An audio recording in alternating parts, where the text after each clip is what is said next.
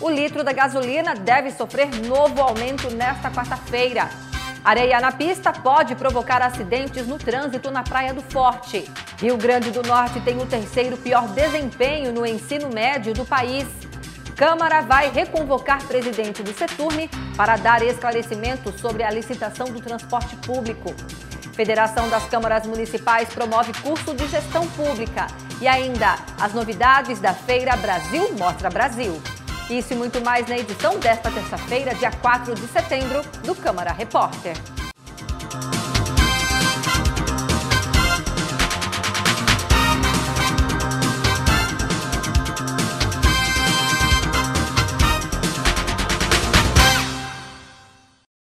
Com o último reajuste no preço da gasolina nas refinarias, acima de 1,5%, o litro em alguns postos aqui da capital chegou bem próximo aos R$ 5,00.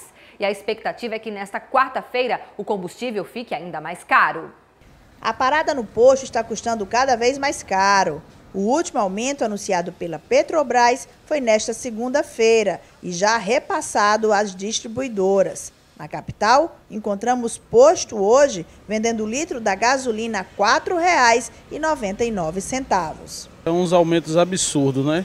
Principalmente nós que trabalhamos na área de transporte, tipo motorista de aplicativo, que nem eu. E estou sentindo, com certeza. Eu gasto mais ou menos para encher o tanque R$ 200, R$ 220 para colocar. Você gastava quanto? Gastava menos, R$ 100 e poucos reais. A reclamação do consumidor é de indignação. A gasolina subiu tanto que teve aqueles que, como forma de protesto, resolveram usar álcool ao invés da gasolina. Está doendo o bolso e eu acho que uma forma da gente protestar é usar o etanol, né? Na semana passada, o litro da gasolina comum custava em média R$ 4,54, de acordo com o levantamento da Agência Nacional de Petróleo. Desde o último sábado, o reajuste de 1,54% no custo do litro do combustível nas refinarias, autorizado pela Petrobras, fez o litro da gasolina comum subir 30 centavos. Já a gasolina aditivada disparou de R$ 4,79 para R$ 4,99. Pode ter chegado repentinamente para o consumidor, como você bem colocou, mas ele vem ao longo dos 20 dias, diariamente tendo esses reajustes. Só que os postos, na verdade, na sua grande maioria, não efetivaram esse repasse para o consumidor. E aí o que foi que aconteceu? Quando ele chegou ao consumidor, já estava com um nível elevadíssimo de reajuste na refinaria e foi repassado uma parte desse reajuste para o consumidor. O presidente do Sindicato dos Postos do Rio Grande do Norte explicou que no período de 20 dias os reajustes chegaram a 14%. E alerta que durante a semana o consumidor pode ser surpreendido com mais um reajuste de 1,68% nas bombas de combustíveis. Existe a possibilidade, se vai ser repassado, eu não posso garantir aqui, nem se vai ser seguro, porque a decisão do repasse ela passa pelo empresário. Os meses de agosto e setembro são conhecidos pelos ventos fortes no litoral. Na Praia do Forte, esse fenômeno vem causando transtornos aos motoristas, pela presença de areia na pista. Seguir na faixa que dá acesso à Praia do Forte nesses dias está sendo uma missão impossível. A pista está tomada de terra, chegando ao canteiro central e já entrando na via principal, em direção à ponte Newton Navarro. A Urbana vem tentando resolver o problema.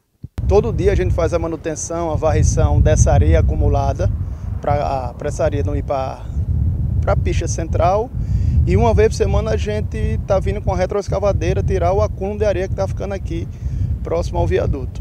O maior desafio da Urbana é lutar contra a natureza. A areia que está sendo retirada aqui da praia tem que obrigatoriamente voltar ao litoral. Caso contrário, ela vai estar cometendo um crime ambiental. O gerente de operações explica que a Urbana é uma empresa especializada em lixo. Enquanto o trator faz o serviço, deixa de atuar em outras áreas. 6 funcionários estão trabalhando até a noite, mas o serviço, segundo ele, é paliativo. A gente limpou essa via aqui sexta-feira com a nossa retroescavadeira. O vento está muito forte e eu acho que sexta-feira agora estamos voltando aqui com a retroescavadeira para tirar o excesso novamente dessa areia. Eu acho que tem que ter um estudo da secretaria, eu acho que da CEMUR, dos técnicos, para ver um jeito, se é plantar uma vegetação que seja correta para esse tipo de ambiente. O ensino médio do Rio Grande do Norte tem o terceiro pior desempenho do país. Com 2,9 pontos do IDEB, o ensino médio do Rio Grande do Norte ficou bem abaixo da meta que era esperada para 2018, que era de 3,9 pontos. Só os estados do Pará e da Bahia tiveram notas mais baixas. Os dados foram divulgados ontem pelo INEP, que é o Instituto Nacional de Estudos e Pesquisas Educacionais Anísio Teixeira. Para se chegar a esse resultado, foi levado em consideração as notas dos estudantes nas provas de língua portuguesa e matemática, além da média das taxas de aprovação dos anos iniciais do ensino fundamental e do ensino médio. A média de cada estado foi comparada com uma meta estabelecida ainda no ano de 2007 pelo Ministério da Educação. A Feira Brasil Mostra Brasil traz na edição deste ano, além dos produtos já conhecidos como roupas e bijuterias, artigos bem interessantes. Dá uma olhada no que a repórter Simone Silva encontrou por lá. Nem só de artesanato e artigos para casa vive a Multifeira Brasil Mostra Brasil, iniciada no último final de semana. São quase 400 empresas oferecendo produtos variados, nacionais e internacionais, que vão de carros a produtos inusitados. Há ainda peças de decoração, reciclados, plantas e uma infinidade de acessórios. O tamanho da Multifeira esse ano está 1.000 metros maior do que foi ocupada no ano passado. As novidades que nós temos para cá, esse ano, até automóveis voltaram a ter na Multifeira. Nós temos também imóveis. Você tem acessórios e bijuterias que estão em evidência nas novelas. Você vai encontrar produtos de lançamento, como colchões magnéticos, com mais de 21 tipos de massagem.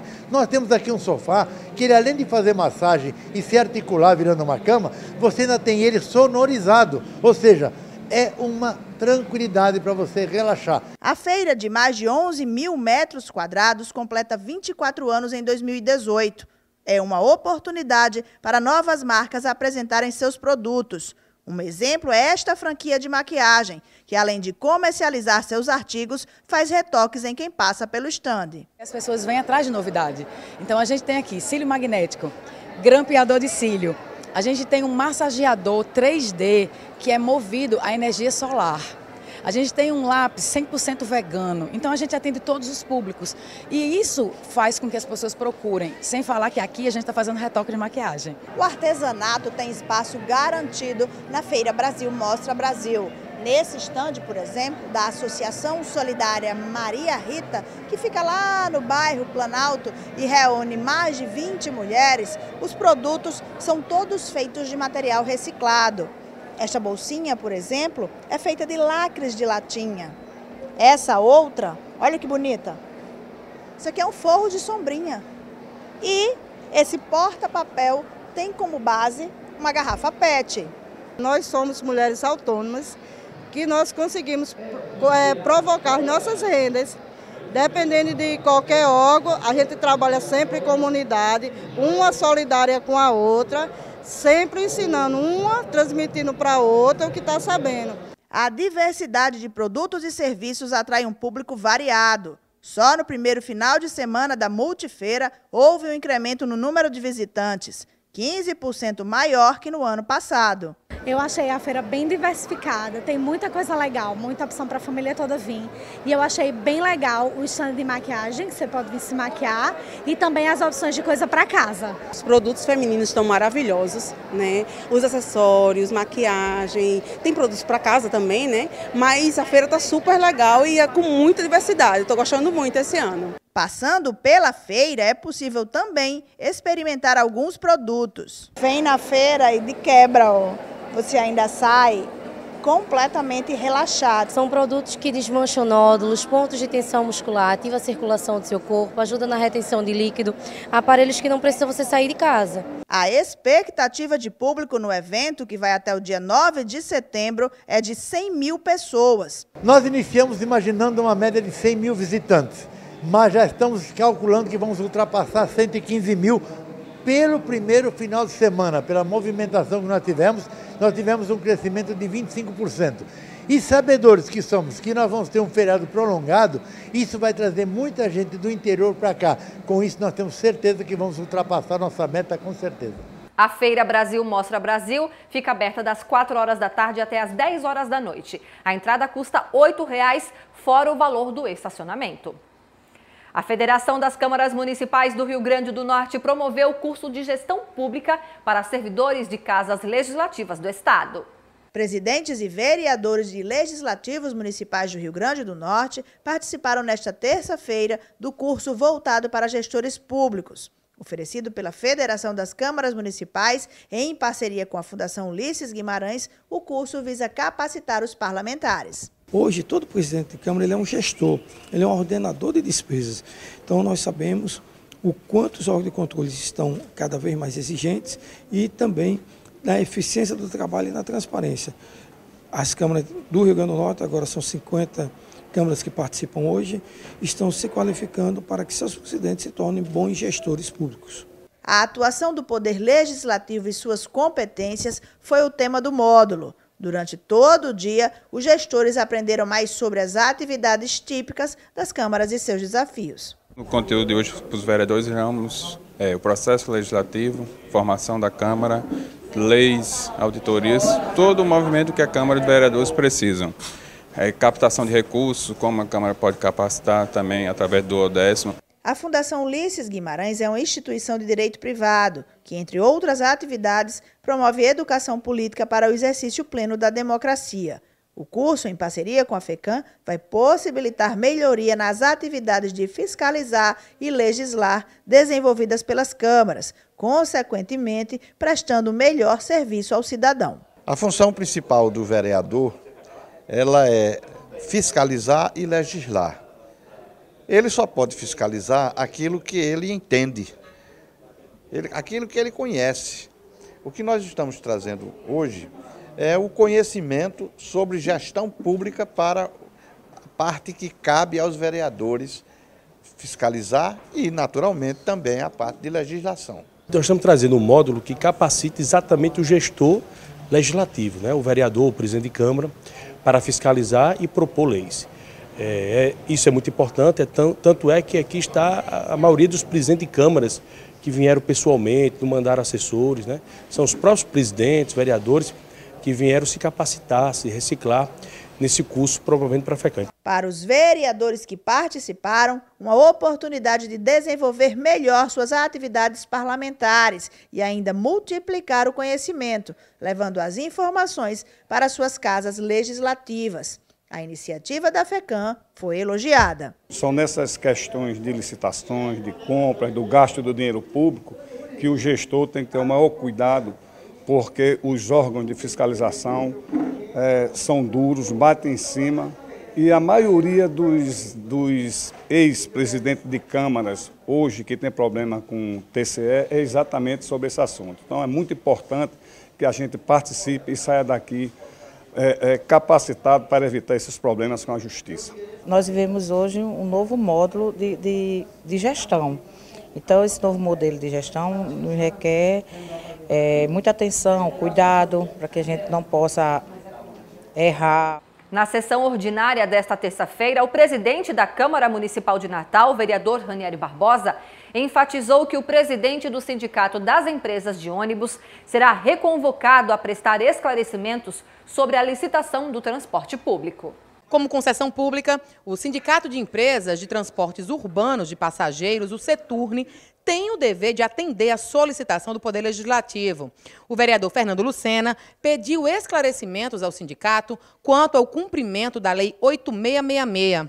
A legislação determina que, em casos de licitação deserta, deve-se estabelecer um contrato emergencial. A convocação foi do presidente do setor, porque nós vamos discutir aqui licitação, porque deu deserto e o contrato emergencial. Estão cometendo 3 ilegalidades flagrantes. Então, nós vamos chamar ele, só quem pode responder é ele, não dá para o assessor dele aqui. E aí, como é que fica a questão da licitação? Ele vai dizer o quê? Que não está autorizado, que não é isso. Então, eu encaminhei a mesa diretora, já que ele respeitou o Poder Legislativo, não foi a Fernando Lucena, respeitou o Poder Legislativo. Essa convocação foi feita na semana passada. O não comparecimento do empresário levou o presidente da Câmara, o vereador Ranieri Barbosa, a reiterar a convocatória. Se ele é um representante e se nega a vir ao Poder Legislativo prestar esclarecimentos, deve ter muita coisa errada. Até vou sugerir que não seja no período eleitoral, para depois não dizer que está se contaminando pelo processo eleitoral, mas que no início de outubro já possamos tomar as medidas de convocação para darmos andamento. Foi publicado hoje no Diário Oficial do município a abertura de um crédito suplementar para a Secretaria Municipal de Educação, no valor de R$2,5 milhões de reais. A fonte dos recursos é o Fundo de Manutenção e Desenvolvimento da Educação Básica, o Fundeb. A transferência da verba federal chamou a atenção da vereadora Eleika Bezerra, que pediu esclarecimentos ao Poder Executivo. Primeiro, o Poder Legislativo tem a função de fiscalizar o Executivo, né? Depois, nós achamos que esse assunto que sai no Diário Oficial de hoje, 4 de agosto, tem aí uma ligação muito estreita com a educação e com finanças. Já fizemos um contato com a Comissão de Finanças e vamos fazer amanhã, né, com as pessoas já, com os componentes da Comissão de Educação. O presidente da casa disse que reunirá a mesa diretora para convocar oficialmente a secretária de Educação do município. Não pode jamais se tirar recursos de uma verba carimbada, que é os recursos federais, com a destinação própria, que é para as creches, a sua manutenção, para colocar para o custeio, em outra atividade que tem que ser com recursos próprios, com tributos do próprio município.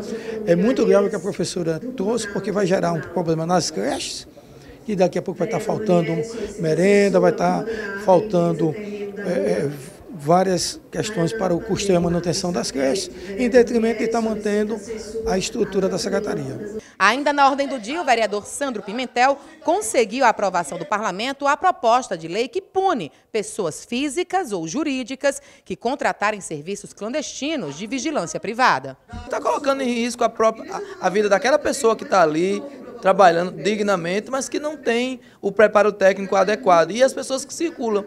Então esse projeto ele traz essa obrigatoriedade de só poder exercer a função quem de fato está capacitado para tal.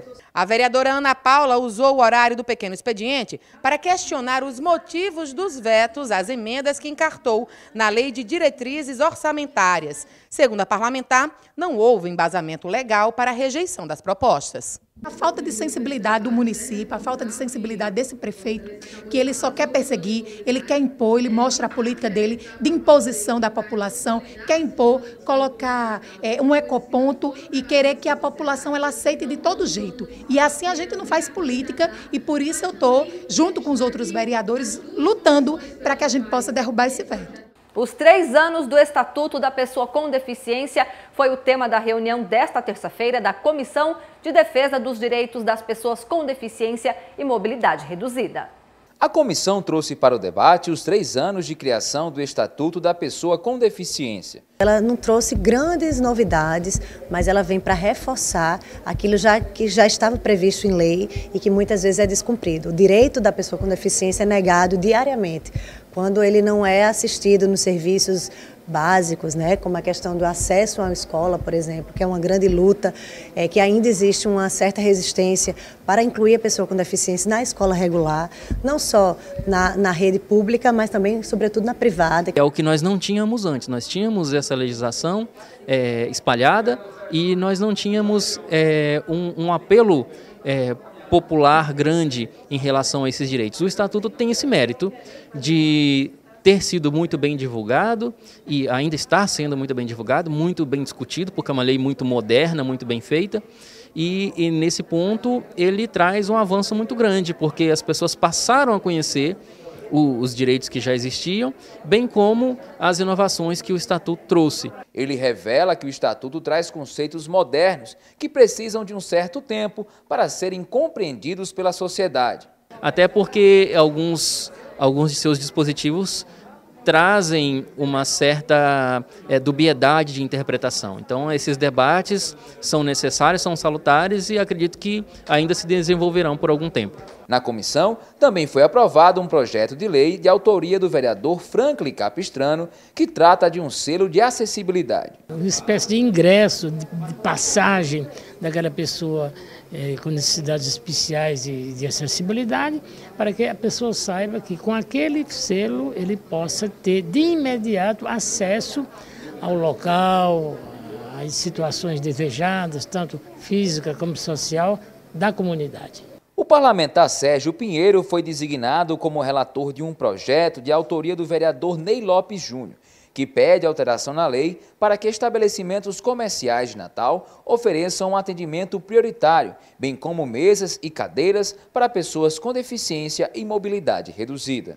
A importância dele se reveste, pelo que eu vi até o momento, de ter estrutura de mesas e cadeiras que sejam adequadas para atender gestantes, né, pessoas que tenham algum tipo de deficiência. Já a Comissão de Turismo aqui da Câmara debateu a revitalização do bairro da Ribeira. A Comissão de Turismo da Câmara debateu mais uma vez a revitalização da Ribeira. O vereador Paulinho Freire espera que os desdobramentos das discussões não fiquem somente no papel. O nosso papel é esse, é de provocar o debate, de trazer os órgãos públicos para cá, para que a gente possa fazer um debate e, no final disso, fazer uma carta de intenção para que seja entregue ao prefeito e ao governador, depois da próxima reunião que nós vamos fazer no próprio bairro, para detectar os problemas que existem hoje na Ribeira, para que a gente possa dar, enquanto comissão, a nossa colaboração. O produtor de eventos e sambista Debinha Ramos afirma que a Ribeira tem um grande potencial cultural, mas precisa que seja estabelecido de imediato uma política de incentivo. Se o poder público chegar e atender esse anseio que a Ribeira está precisando, a gente já começa a melhorar. E eu acho que a comissão está dando um pontapé para que isso ocorra, entendeu? O secretário municipal de urbanismo, Daniel Nicolau, disse que a prefeitura tem realizado ações pontuais de revitalização no bairro.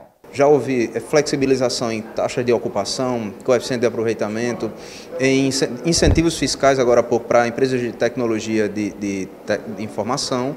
Contudo, não há uma efetiva revitalização da Ribeira. O secretário também cobrou dos empresários uma definição sobre quais obras estruturantes eles querem que sejam realizadas. Não adianta ter obras de reestruturação do bairro se não houver investimento da iniciativa privada para justificar, inclusive, aquele investimento público realizado. A Ribeira é um bairro tombado pelo IFAM. O superintendente do órgão falou que o local tem recebido recursos para a reforma de prédios importantes, como o Teatro Alberto Maranhão.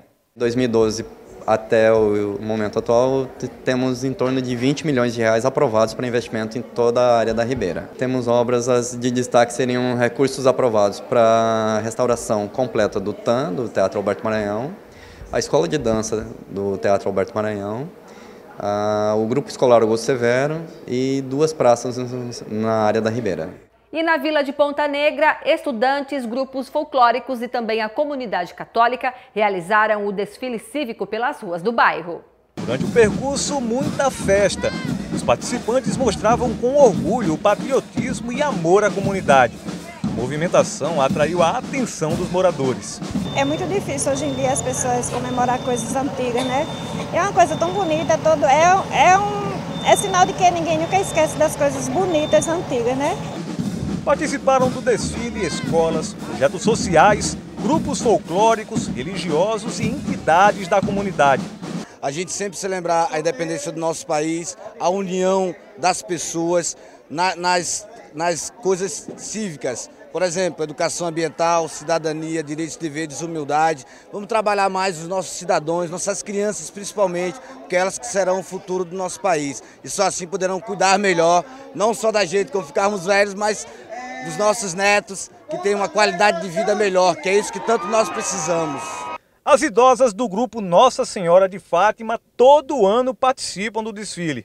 A coordenadora do grupo destacou a importância do evento. Nossa comunidade precisa muito, o mundo inteiro precisa dessa paz, dessa união, porque aqui é uma união que a gente tem. O desfile acontece em comemoração ao 7 de setembro, que está se aproximando, mas também pelos 15 anos de desfile cívico aqui na comunidade. É importante isso, que as escolas trabalhem isso e a sociedade crie isso, que nós somos patriotas, filho do Brasil.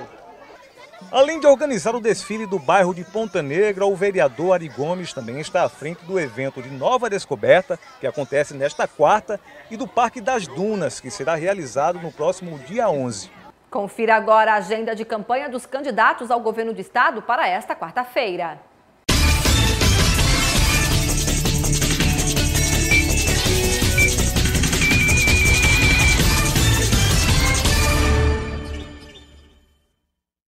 Dário Barbosa, do PSTU, participa às 10 da noite de debate sobre segurança pública entre candidatos ao governo em uma emissora de TV.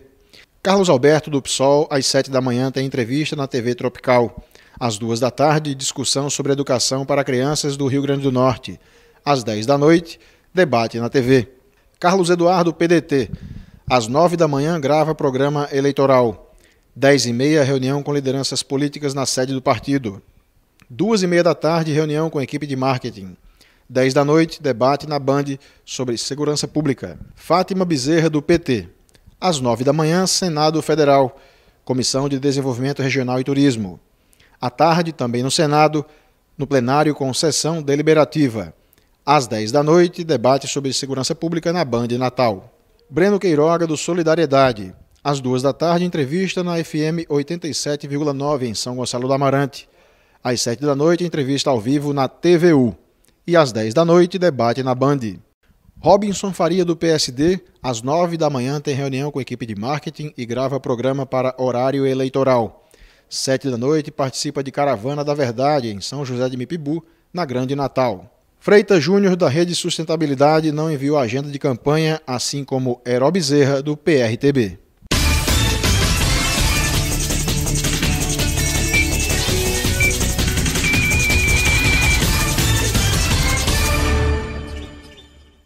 Daqui a pouco você confere a entrevista com o juiz Jarbas Bezerra.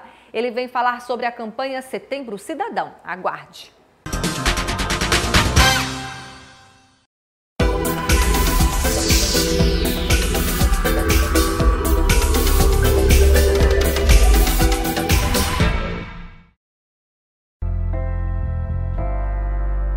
Eu espero voltar para minha casa.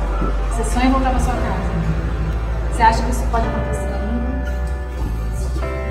É uma realidade da vida, né? Nenhuma família vai querer um jovem que esteja num abrigo, que tenha vários perfis de adolescentes, de várias formas, várias vivências. Eu acho que é uma das coisas que eu mais sinto falta, que é da minha família.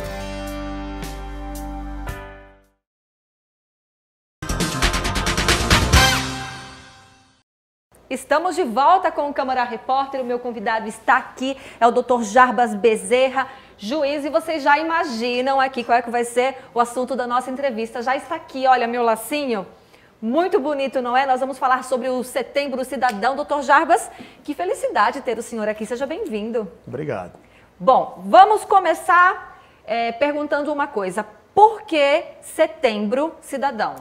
Poderia ser agosto, poderia ser maio, por que o mês de setembro? A gente escolheu setembro porque você tem, dentro do mês de setembro, 30 dias, né? O mês de setembro é composto de 30 dias, desses 30 dias você tem 28 dias dedicados a algum ato de cidadania. Então você tem o dia 1º, que é o dia do educador físico, profissional de educação física, que tem tudo a ver com cidadania, saúde. Você tem o dia 2 de setembro, o dia do repórter fotográfico, que retrata a cidadania, a história. Você tem o dia 3, que é o dia do biólogo, e assim você vai. Você tem o dia 11, que é o dia de combate ao terrorismo.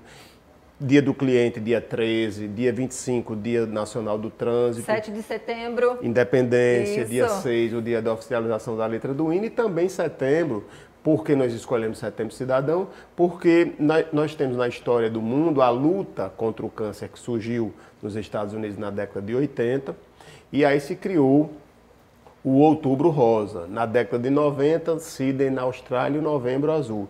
E o que é que a gente viu? Esses países sofriam com essa questão do câncer de próstata, com o câncer de mama, e nós entendemos que a falta de cidadania é um câncer que assola este país. E nós criamos esse símbolo, que é a luta contra essa falta de cidadania. Então, nós consideramos a falta de cidadania um câncer.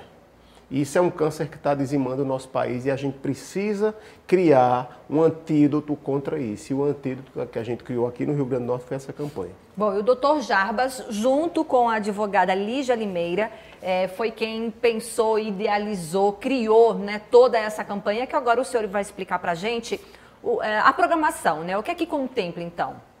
Nós contemplamos desde o dia 1º, né, que foi lá em Parnamirim, numa escola municipal, a gente fez uma ação de cidadania. No dia 2, nós tivemos nas escolas das demais escolas do estado várias ações. Nós temos na quarta-feira, né, que é amanhã, uma ação que vai ser em Parnamirim também, que vai ser a abertura do desfile cívico de lá. Nós teremos no dia 7 a abertura aqui do setembro, né, do 7 de setembro, que por sinal esse programa de educação cidadã que criou o Setembro Cidadã, nós idealizamos 2 personagens, um menino se chama Edu, que é o diminutivo da palavra educação, e a menina se chama Cida, de cidadania, que a gente chama de Cidinha. E eles, desde que foi lançada a lei, que abrem os desfiles do 7 de setembro. Aí nós temos o dia 10, que é o Dia Estadual da Educação Cidadã, e o mês inteiro de atividades que podem ser vistas no nosso site, www.probec.com.br. O endereço está aparecendo agora aqui na tela do vídeo, então você acessa para saber toda a programação. Mas eu também queria que o senhor explicasse para a gente uma exposição que vai ser aberta, né, em um shopping aqui da capital, que vai contar a história do Rio Grande do Norte. Isso. Dia 16 é a abertura, às 4 da tarde, vai ser no Natal Shopping, que também é nosso parceiro, assim como o Midway. Nós temos mais de 40 parceiros, a Câmara Municipal é nossa parceira aqui há anos, desde que foi criada a lei, e a gente pode até chamar de um memorial, né? Vai contar a memória, é a história do Rio Grande do Norte, que vai envolver Câmara Cascudo, o Instituto Histórico, a história de Câmara Cascudo, que seria o centenário dele, o Instituto Histórico e Geográfico do Rio Grande do Norte, o Tribunal Regional Eleitoral, o Memorial Legislativo. A gente vai contar também uma parte das eleições, porque os jovens que estão aí não pegaram as eleições quando você tinha uma urna eletrônica de lona, e antes de nós existirmos era de madeira. Então nós temos esse acervo, o Tribunal Regional Eleitoral vai nos emprestar para a gente apresentar, porque isso é uma coisa que já está sendo feita no mundo inteiro, exposições em shoppings, porque ainda é um local de fácil acesso das pessoas. De grande circulação. De grande circulação, e nós vamos fazer lá estamos no Brasil, Mostra Brasil, com o Stander, falando sobre o Setembro Cidadão, e várias ações de cidadania vão ocorrer no estado, não só aqui na capital, como também no interior. Bom, o Setembro Cidadão existe desde 2013. O senhor acha que a população ela está mais consciente em relação aos seus direitos, ao que é cidadania? Sim, nós ainda estamos engatinhando, né? Mas como a criança ela não está mais no colo, né, de sua mãe, ela está engatinhando, um dia essa criança ela vai conseguir andar, né? Vai cair, sofrer algumas quedas, mas eu sou otimista, acho que a gente tem melhorado. Uma grande coisa que eu questiono é porque, infelizmente, a grande mídia ela apresenta muitas coisas negativas. As coisas positivas nós não temos noção da quantidade de ações cidadãs que são feitas no Brasil e não é divulgado. O senhor poderia exemplificar? Olha, eu estive há pouco tempo conversando com uma amiga que tem uma ONG, né? Nós, no caso, o Probec não é uma ONG, mas ela tem uma ONG, e ela falando que aqui em Ponta Negra tem um projeto maravilhoso que eu nunca tinha ouvido falar. E sou daqui e trabalho com isso. Então, a mídia muitas vezes não explora, mas você liga uma TV e você não aguenta tanta morte, tanto homicídio, tanta notícia ruim, que às vezes você não liga a televisão. Por isso que a TV Câmara, nesse caso, é diferenciada. Eu acho que a gente tem que mostrar essas coisas boas, porque para ver que a gente não só tem coisa ruim no Estado. A gente tem essas coisas boas. Eu sou suspeito em falar porque eu particularmente acredito, sou professor desde 16 anos de idade, sou magistrado, fui representante do Ministério Público, mas sou apaixonado pela educação. E eu não acredito que nós podemos chegar a nenhum lugar se não for através da educação, e principalmente essa educação cidadã. O senhor está falando da educação em um dia onde se foi divulgado o resultado, né, do IDEB no ensino médio, onde o Rio Grande do Norte aparece como o terceiro pior estado do país. A gente precisa avançar. Os nossos gestores também precisam ter um olho mais sensível para isso. O senhor concorda? Sem nenhuma dúvida. E a questão de quando nós falamos em investir na educação não é só financeiramente, porque eu tive há pouco tempo vendo, né, uma comparação. O que se aplica de recurso no Brasil é quase o que se aplica nos Estados Unidos. E por que é que lá dá resultado e aqui não dá resultado? Então, primeiro ponto, o investimento aqui é muito alto na educação superior. A educação básica, ela deixa muito a desejar. Então, por isso, está aí a prova. E a questão também, que eu sou suspeito em falar, porque sou um dos criadores desse programa, a gente não tem que passar só o conhecimento técnico. Quando eu digo conhecimento técnico, é do português, da matemática, da história e da geografia, não. A gente tem que ter um estudo também voltado para a educação cidadã. Como é que você pode ter uma pessoa que está estudando para o Enem, um médico, uma pessoa que se deu muito bem na vida, que tem uma boa profissão, e chega em um estacionamento e estaciona numa vaga de idoso, numa vaga destinada à pessoa com deficiência? Então, que tipo de educação é essa do país? E a gente vê que a intolerância das pessoas, o racismo, o preconceito. Então, isso, primeiro, essa educação ela tem que partir do seu familiar.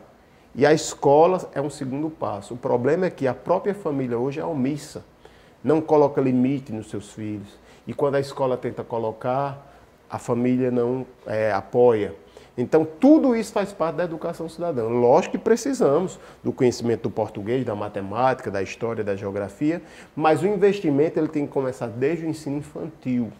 Não adianta você abarrotar as universidades de pessoas que, infelizmente, eu digo isso, que eu sou professor universitário, e você às vezes não consegue entender como é que aquela pessoa conseguiu entrar na universidade, porque ela não sabe escrever corretamente, e aí o ensino básico vai continuar patinando. A educação básica, melhor dizendo. E isso daí tem que ser visto e revisto. Até que ponto isso também é de responsabilidade, por exemplo, dos nossos educadores, doutor Jarbas? Porque o senhor disse que investimento na educação tem, mas o que dá a entender é que a gestão não funciona. Ou seja, também tem que ter, como o senhor colocou, né, uma responsabilidade dos pais, mas também dos educadores que estão ali na linha de frente, que estão trabalhando essas crianças. Com certeza é bem complicado falar sobre isso para não ser mal interpretado, e eu não quero ser mal interpretado, que é uma das coisas que eu particularmente não levanto nenhuma bandeira da polêmica, né? E eu sou bem objetivo nas minhas colocações, até porque sou professor, mas eu não é que eu esteja dizendo que o professor tem que ser um sacerdote. O que eu estou dizendo é porque, infelizmente, como qualquer outra profissão, tem muitos professores descompromissados. E eu acho que deve haver realmente um compromisso maior com os educadores. Eu digo isso porque nesses últimos anos eu tenho tido muito contato e, infelizmente, às vezes, eu sempre, como educador, eu me preocupo se o aluno realmente está adquirindo conhecimento ou não. E, infelizmente, às vezes, o educador, nós temos uma comparação, né? E isso não é nenhuma crítica a quem esteja telespectador. Nós temos vários professores que ensinam em escola pública e escola privada. E esses mesmos professores, digamos um professor de história, esses professores de história, esse mesmo professor de história, numa rede de ensino privado, ele consegue alcançar muito mais o aprendizado dos alunos, os alunos terão um aprendizado maior, e ele não consegue fazer o aprendizado na escola pública. Porque infelizmente, eles às vezes se dedicam muito mais à escola privada do que à escola pública. Talvez porque seja mais cobrado, é isso? Sem dúvida nenhuma, sem dúvida alguma.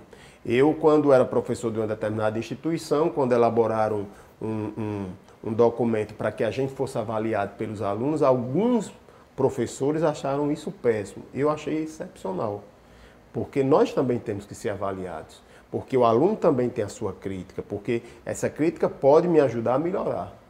E alguns não quiseram. Eu digo, olha, se você é um bom professor, se você cumpre a pontualidade, né, porque essa questão do corrupto, que foi criado essa imagem no Brasil, as pessoas acham que corruptos só são os políticos que estão em Brasília. Mas eles só estão lá porque nós colocamos eles lá. Mas o professor que é impontual, que traz atestado falsificado, um professor que leva algum objeto da escola, ele acha que isso não é ser corrupto. E que paga para outros professores darem aula no seu lugar. Exatamente, como nós já pegamos em vários municípios isso acontecendo. Então, assim, não estou fazendo nenhuma crítica, até porque eu sou professor, e também não vou dizer que eu seja o exemplo de professor, porque qualquer um de nós tem uma autocrítica. né? Deve ter autocrítica, mas infelizmente acontece isso. Então eu acho que realmente tem que haver essa cobrança. Os professores primeiro. Professor é a única profissão que eu acho que tem que ser a mais comprometida de todas, porque ela é quem forma os profissionais.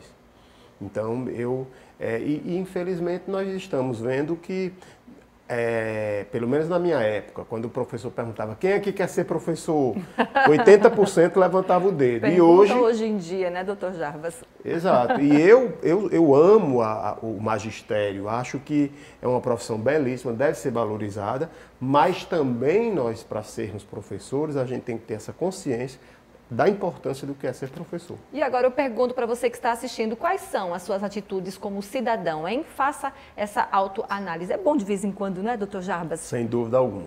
Muito obrigada pela sua entrevista, parabéns pelo projeto e boa sorte, viu? Eu que agradeço, estou à disposição de vocês para qualquer momento falar sobre o tema. Muito obrigada. Essa edição do Câmara Repórter fica por aqui. Muito obrigada pela audiência de todos. Na quarta-feira a gente se vê. Até lá.